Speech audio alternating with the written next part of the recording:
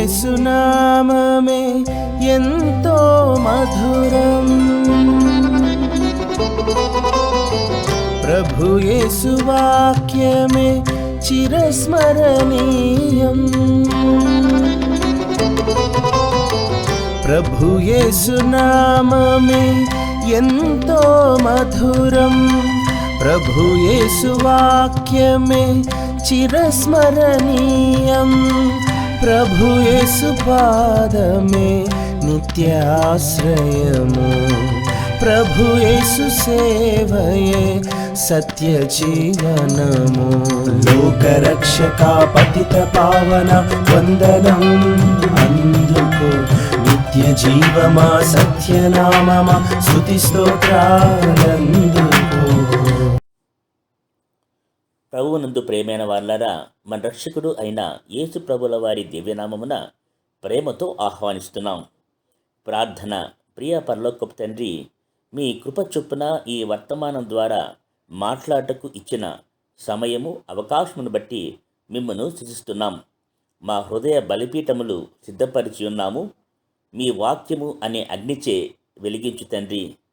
మీ దీనదాసుని కనికరించి సంధించండి. యేసు నామమున వేడుకుంటున్నాము తండ్రి, ఆమేన్. ప్రియ సహోదరి సహోదరుడా, దేవుని నామార్చన దేవునితో మానవుని ఆత్మీయ సంబంధం. దేవుని ప్రేమ కృపలను అనుభవించిన విశ్వాసి యొక్క కృతజ్ఞతతో కూడిన ప్రేమపూర్వక పిలుపు. యోహాను సువార్త 10వ అధ్యాయం 16వ వచనం. మీరు నన్ను ఏర్పరచుకొనలేదు. మీరు నా పేరిట తండ్రిని ఏమడుగుదురో అది ఆయన మీకు అనుగ్రహించినట్లు మీ ఫలము నిలిచిండుటకును నేను మిమ్మను ఏర్పరచుకొని నియమించితిని. అవును, మనము ఆయన వారము, స్వాస్థ్యము. ఆయన ప్రాణం పెట్టి కొన్న విలువైన వారము. ఆయన గొర్రెలము. ఆయన కాయచున్న ఆత్మీయ గొర్రెలము. కీర్తన 23వ అధ్యాయం 1వ వచనం. యెహోవా నా కాపరి, నాకు లేమి కలగదు. హీబ్రూ భాషలో యెహోవా కాపరి అంటే యెహోవా రోహీ. రోహీ అనగా స్నేహితుడు, సహజడు అని అర్థం కూడా వస్తుంది. యెషయా గ్రంథం 27వ అధ్యాయం 3వ వచనంలో దేవుడు అంటున్నాడు, యెహోవా అను నేను దాన్ని కాపు చేయుచున్నాను. ప్రతి నిమిషము నేను దానికి నీరు కట్టుచున్నాను. ఎవడను దాని మీదికి రాకున్నట్లు దివారాత్రము దాన్ని కాపాడుచున్నాను. యోహాను సువార్త 10వ అధ్యాయం 11వ వచనంలో ప్రభు అంటున్నాడు, నేను గొర్రెలకు మంచి కాపరిని. మంచి కాపరి గొర్రెల కొరకు ప్రాణం పెట్టును. 9-10 వచనములు. నేనే ద్వారమును. నా ద్వారా ఎవడైనా లోపల ప్రవేశించిండలా వాడు రక్షింపబడినవాడై లోపలికి పోవచ్చు, బయటకు వచ్చుచు మేత మేయుచుండును. దొంగ దొంగతనమును, హత్యను, నాశనమును చేయుటకు వచ్చును, మరి దేనికి రాడు. గొర్రెలకు జీవము కలుగునట్టు అది సమృద్ధిగా కలుగుటకును నేను వచ్చితిని అని మీతో నిశ్చయంగా చెప్పుచున్నాను. ప్రియులారా, కాపరికి 2 బాధ్యతలున్నాయి. 1 మేపడం, 2 కాపుదల ఇవ్వటం. ప్రభువు మనల్ని కాయుటకు మునుపు ఆయన తన స్వాస్థ్యముగా లోకము నుండి వేరుపరచెను. ఆయన పాపకూపంలో పడి నశించున్న గొర్రెల కొరకై తన ప్రాణం పెట్టి రక్షించాడు.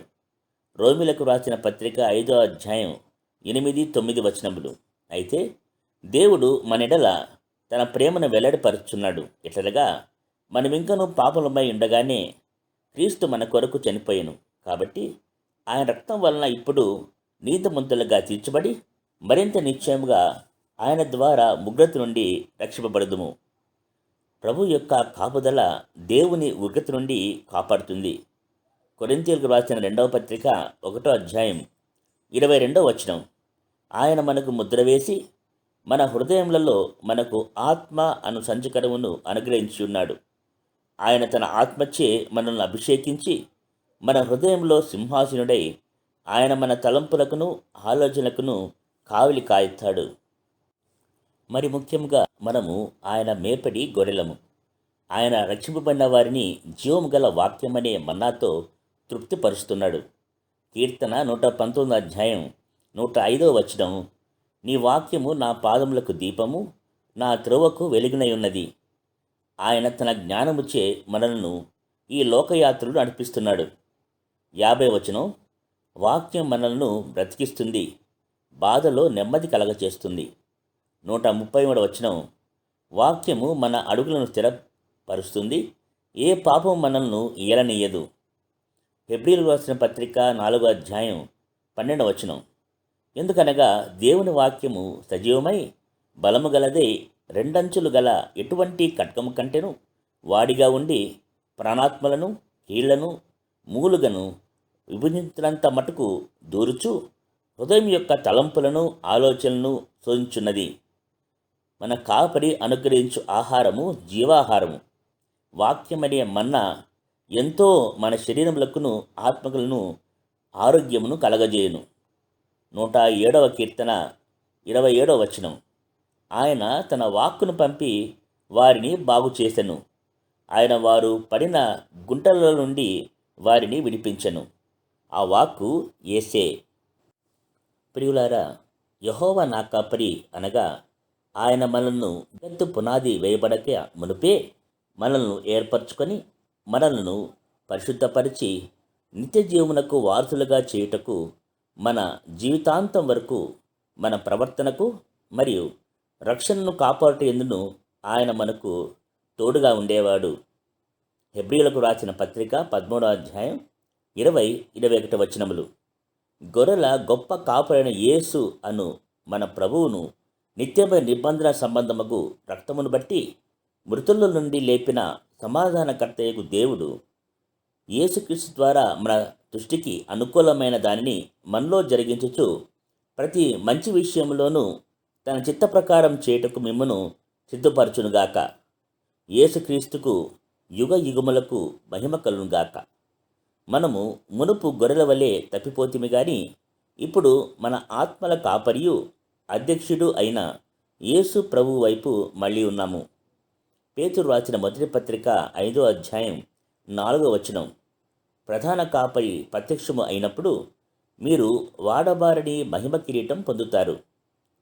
ప్రకటన గ్రంథం 7వ అధ్యాయం 17వ వచనం, ఏలైనగా సింహాసనం మధ్య నుండి గొర్రెపిల్ల వారికి కాపరి అయి జీవజనముల బుగ్గల యొద్దకు వారిని నడిపించును. దేవుడే వారి కనుల నుండి ప్రతి బాష్ప బిందువును తుడిచివేయును. హల్లెలూయా. యెహోవా రోహి. ఆమెన్. నిమిష నిమిష